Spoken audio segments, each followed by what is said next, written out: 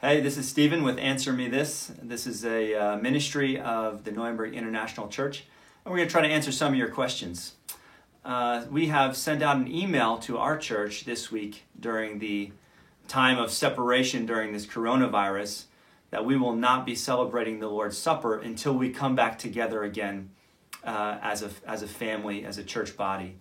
And we won't be doing it over Zoom or any other media platform. And I won't go into all the reasons we've made that decision, but it has raised some other interesting questions, such as, why can't I just celebrate the Lord's Supper by myself, at home, privately? What if I'm on a business trip? Can I just celebrate the Lord's Supper then? Why do we have to wait until we're together as a church to enjoy the communion of the Lord's table? And I thought I would just give some short answers for you to think about. And the first answer to that question is the official answer from our confession. As many of you know, our church holds to the Westminster Confession of Faith. And they give a very brief answer to that question. And then I'll try to give you a few reasons why that's the case. So the official answer for our denomination in section 18 of the Westminster Confession goes like this: private masses or receiving of this sacrament by a priest or anyone else alone, and that's the emphasis there, doing this alone, is contrary to the nature of the sacrament and to the institution of Christ. So there's the short answer. It's not allowed in our denomination. But why is that the case? Why did the reformers and the authors of the confession 500 years ago take that stance on celebrating the Lord's Supper privately? I mean, Luther, for example, considered private masses to be an abomination.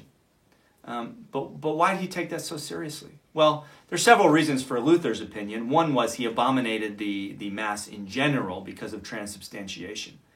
But there was other reasons as well. At that time, priests were taking money. You could pay to have private Mass. But there's another reason which I find important, and that is Luther did not like private celebrations of the Lord's Supper because it worked against the whole meaning of the Lord's Supper, which was communion, a communion between Christ and his church corporately. It denied the corporate nature of the Lord's Supper. The Lord's Supper is a renewal ceremony of our covenant, a refresher, so to speak, a confirming of our covenant between Jesus Christ and his church, us together corporately. Now, this may come as a surprise to you, but Jesus did not make a covenant with you individually. Jesus did not make millions of unique covenants with every Christian in the world. There is actually only one covenant between Jesus Christ and his people, the people of God, the church. And you individually receive the benefits of that covenant because you belong to that corporate body, the church.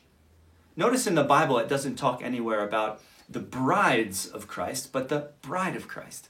It doesn't talk about the bodies of Christ, but the body of Christ. This covenant relationship we have with Christ only has two parties. It's God and his people, corporately, and we belong to it. So this is a corporate meal that we are to take together. John Calvin even said once that to celebrate the Lord's Supper alone is more like excommunication than it is communion, because you are cutting yourself off from the body of believers, from his body, the church. It's communicating the very opposite thing that communion is meant to communicate, which is communing together as the body of Christ, celebrating this covenant renewal ceremony together.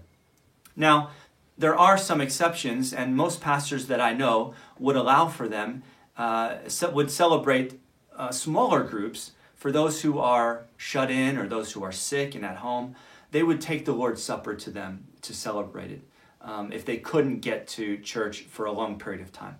However, even then, pastors and elders are encouraged to bring other brothers and sisters along with them so that they can communicate this corporate nature of the Lord's Supper together. So that's why we do not allow private celebrations of the Lord's Supper. I hope that gives you some background to this question and something to think about. If you have any other questions you'd like me to try to answer, please send us an email, or you can respond to this video below in the comments section. Thanks.